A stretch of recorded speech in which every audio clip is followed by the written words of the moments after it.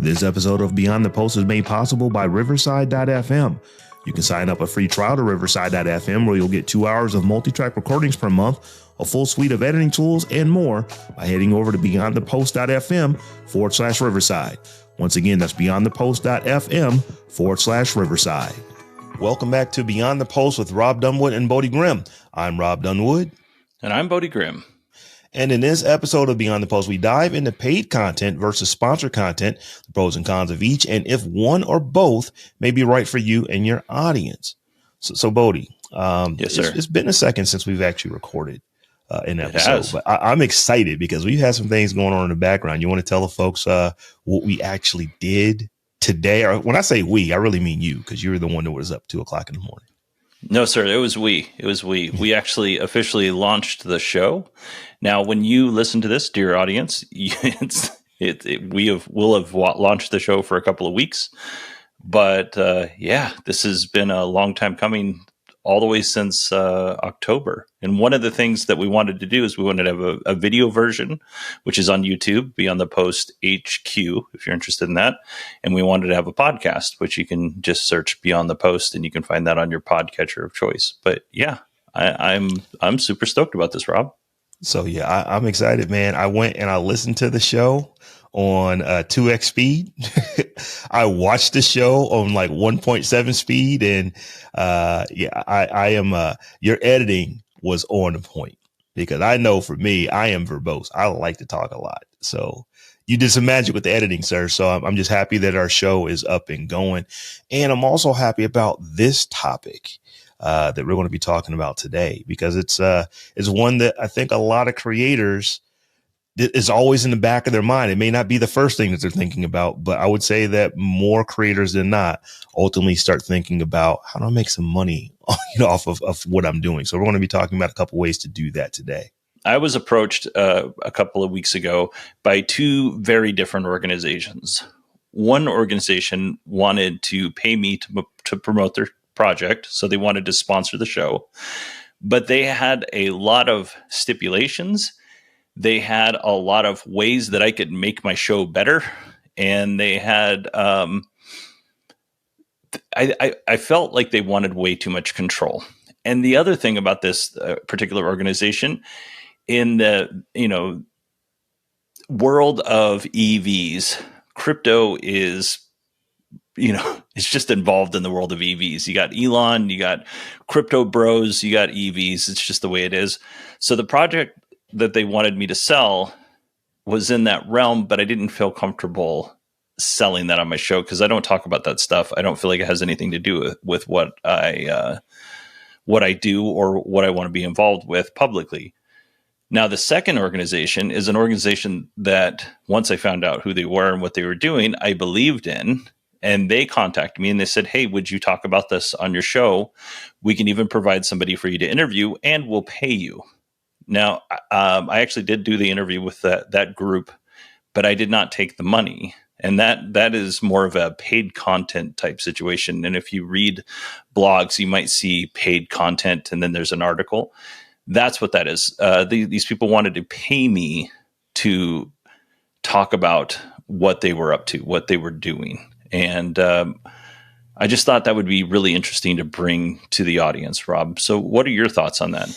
It's a good conversation, because, all monetization is not the same monetization. So let's talk about the first one.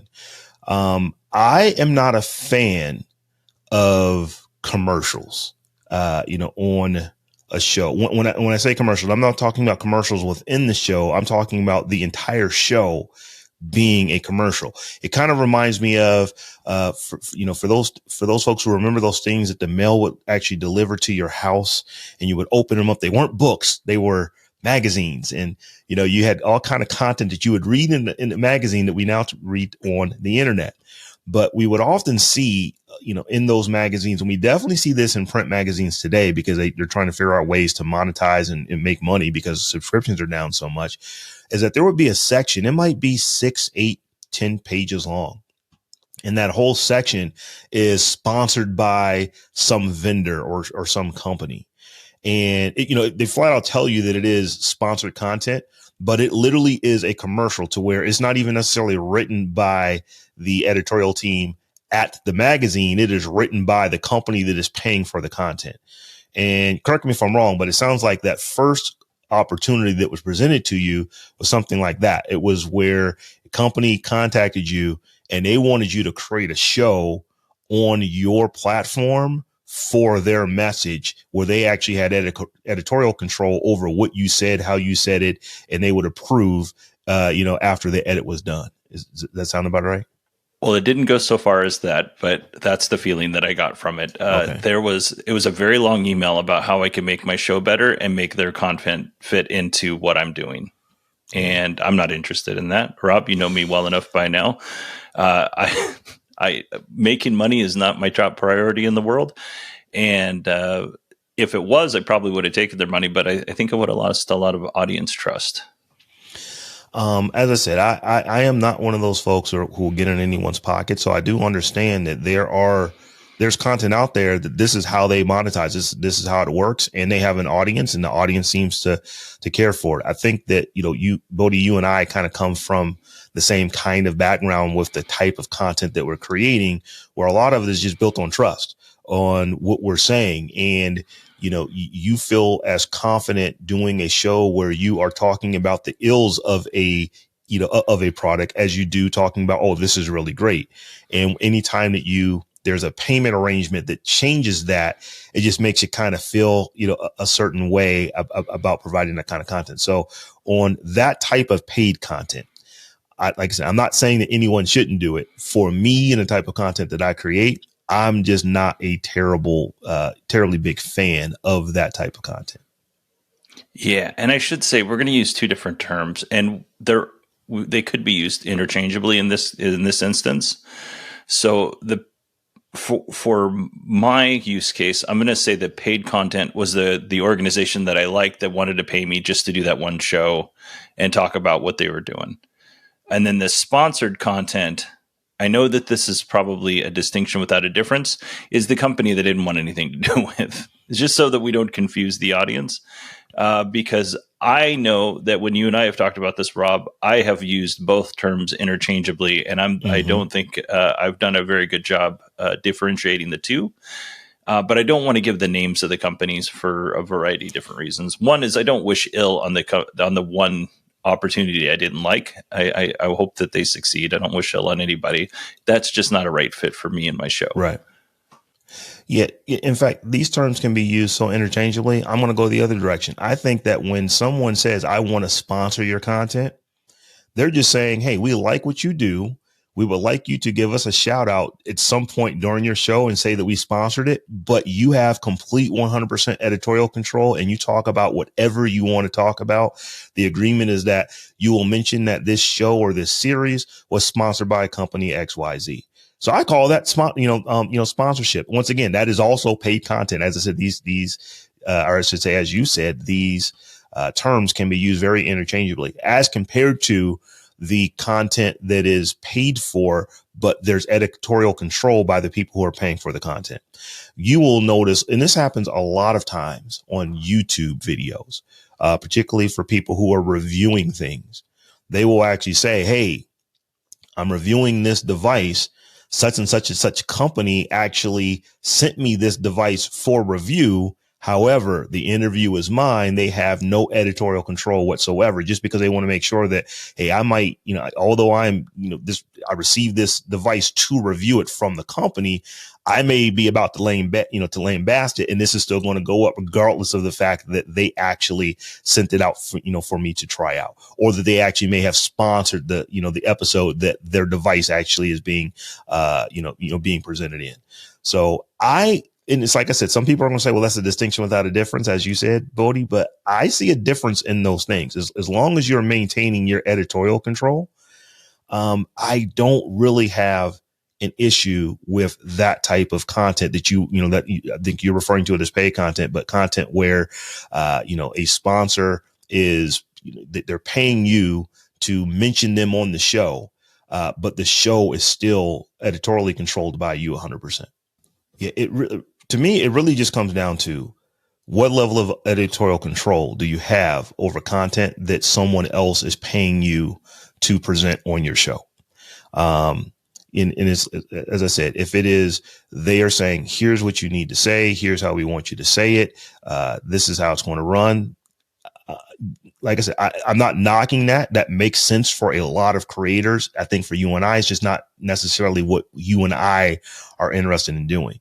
I see a distinction between that and content where it's the content that you normally create, and there is just a sponsor who says that we like what you're doing. Can you say our name? Can you say Acme Corporation, Right. Sponsored this show? The show is still yours. It's what you normally do in your show. It is just sponsored by a company, that is allowing you to monetize and make a few dollars on the creation and the effort that goes into creating your content.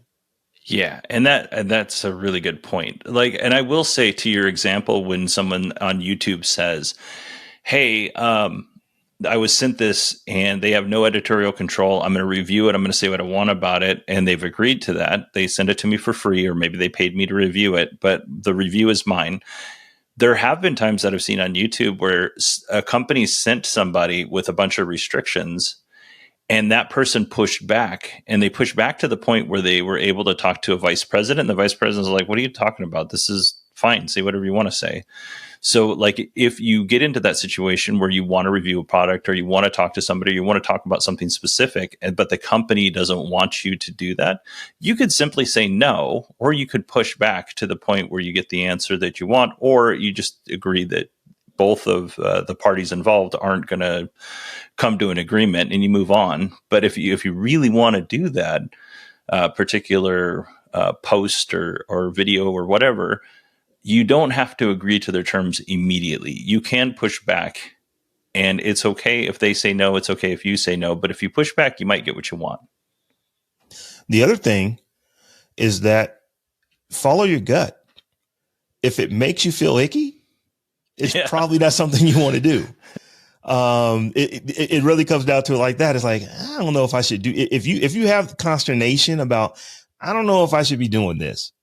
It doesn't feel right to you. You don't think it'll feel right to your audience. That's probably a sponsorship or a paid advertising opportunity that you don't want to actually, partake in.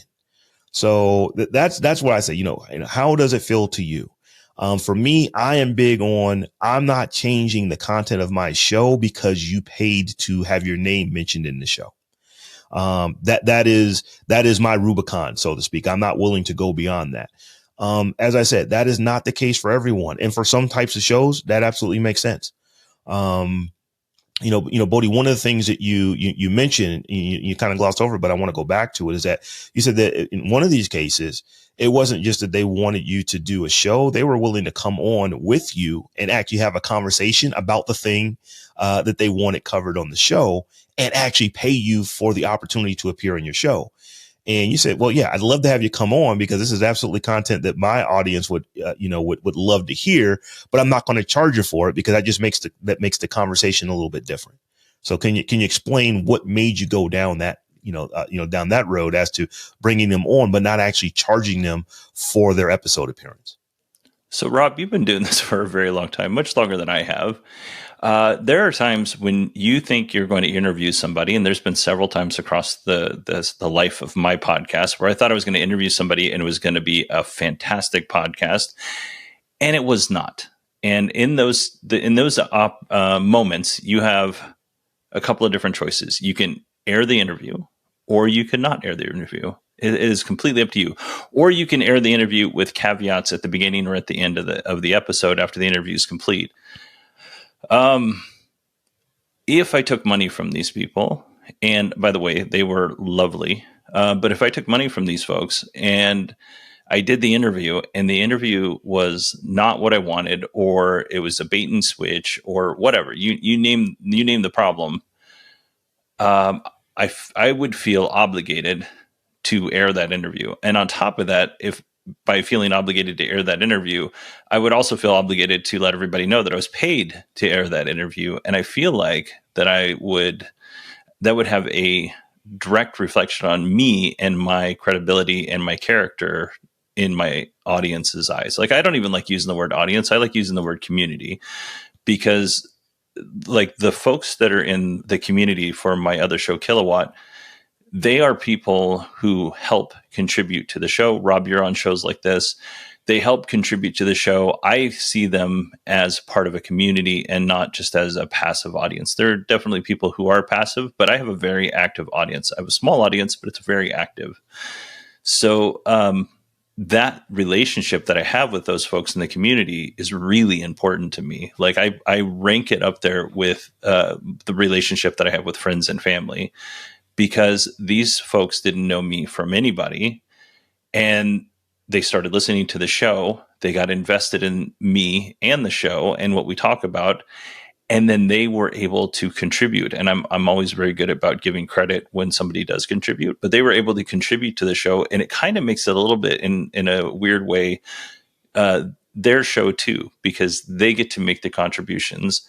So if I took money from somebody and that show was awful, or they talked about stuff that I don't agree with, or they talked about stuff that I know my audience is going to revolt against, and I aired it anyway, and I took that money and I cashed that check, that's going to hurt my credibility with my audience. And even though I don't make a lot of money on that podcast, it's not worth it to me to do that.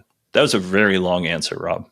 You know what, Bodie, I was thinking as you were saying this, I said, I know that there's a section we want to actually talk about pros and cons, but I literally just think that you just illustrated a con of potentially taking money for an episode exquisitely. So I'll just kind of recap it. One of the cons could be that if you actually have someone pay you to make an episode appearance, there's more pressure for you to actually release that episode out into the ether, when it may not meet your editorial standards. It may actually be something that you didn't think it was, to where you thought you were actually interviewing someone and they came on with a very specific agenda and couldn't move off of those points, and it just turned out not to be great content.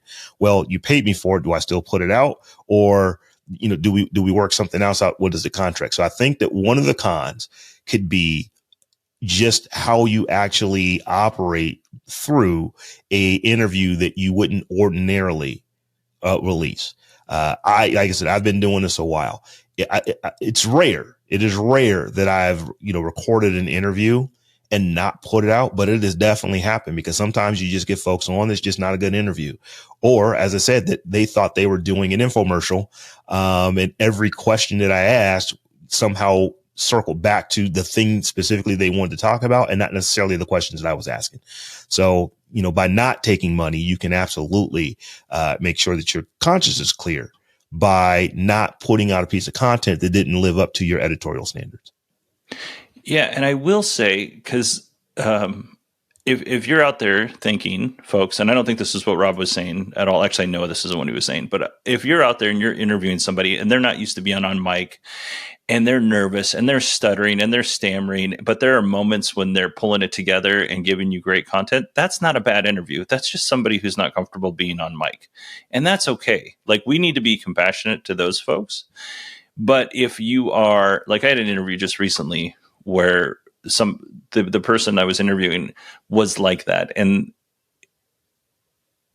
to me, they kept apologizing. To me, it was no problem at all, because like, I can take all that stuff out and I will make them look great. My job as the editor and the host of the show is to make my guests look great. I don't bring people on that I want to tear down. So those are no problems. So if you're out there thinking, oh, well, this is a bad interview because this person stammered and they used too much and they took a long time to make a point, which is I'm guilty of. That's not a bad interview.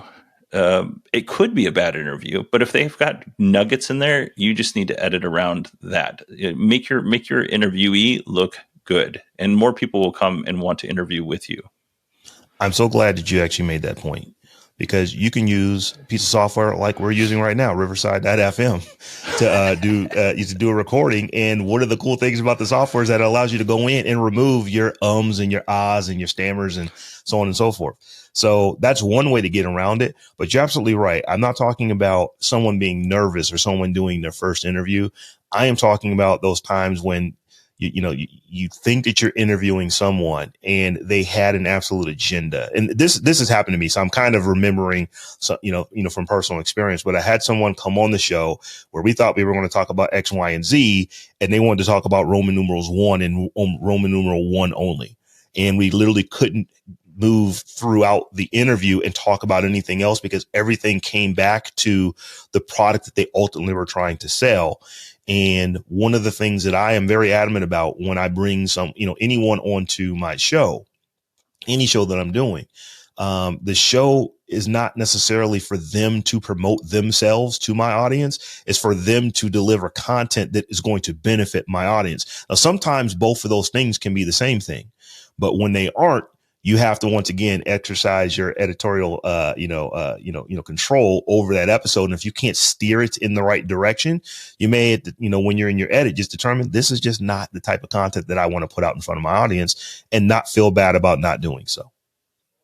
Yeah. So, I had my first time, I had this happen to me, Rob. I ended up putting out the interview because I thought it was good enough, and I did think there were moments in there that were helpful to the audience. But whenever someone comes on my show, I always tell them that they'll have time to promote whatever they want to promote at the end. But they pitch me on a topic, and the topic that I was pitched on was not what we got, right? There was I would ask questions, he would answer it, and then he would go back to these other things. So that I was so mad after that interview, because we could have talked about great things. This person was the CEO of several companies that people have heard of, and this would have been a slam dunk if they just could have just had a conversation. But anyway, and then we get to promote whatever they wanted. But the next person that I had on, when they emailed me, they're like, the founder and CEO of this company wants to come on your show, and I was like, listen, I just had this experience. If this person wants to come on, and I'm just going to say his name is Arcady from FreeWire Technologies. They're a DC charging company. It's like, if Arcady wants to come on, sauce enough. If he wants to come on, I'm happy to talk to him, but this has to be a conversation. I'm not going to we'll talk about your product, but this isn't going to be a commercial. And to Arcady's credit, he comes on. I said, Arcady, hey, welcome to the show. We're not even interviewing yet. He goes, hey, I understand you want this to be a conversation, not a commercial. I got you, no problem. And from that moment on, for the rest of the interview, I was relaxed. He was relaxed. And we had a great interview. And it's one of my most downloaded, and a lot of folks who aren't into DC fast charging, because that's a thing that only a few people really do, were really interested. And I got a lot of positive feedback because he was willing to come on and say, yeah, we can just have this as a conversation. And honestly, I gave him way more time to talk about what he and his product and his business is doing than I would have normally, just because of that. So, buddy, I'm actually glad you had the opportunity to talk about paid sponsorships on your show and paid content on your show from two very different types of organizations with just two different types of styles of content that we're going to be creating. So, is there anything else that you want to add to that? Like, it seems like, this is a way that a lot of shows can generate income for themselves. But I just think that you got to be careful with, your editorial standards and making sure you're not crossing any lines when you do so. Yes. I don't really have anything else to add other than, Rob, I don't know if you know this, but we have a Patreon. And I'm not sure if our audience knows, but we're gonna dive a little bit deeper into both of these ways of making money, and we're gonna talk about the pros and cons over in our Patreon, which is beyondthepost.fm/Patreon. Absolutely. So go check us out over on our Patreon. So it's been an excellent little quick show in between the post type episode for what we're knocking out today. And I hope if you have any questions, Patreon is definitely an area where you can get a hold of us directly and have conversations. So once again, head over to beyondthepost.fm/Patreon. That is Patreon.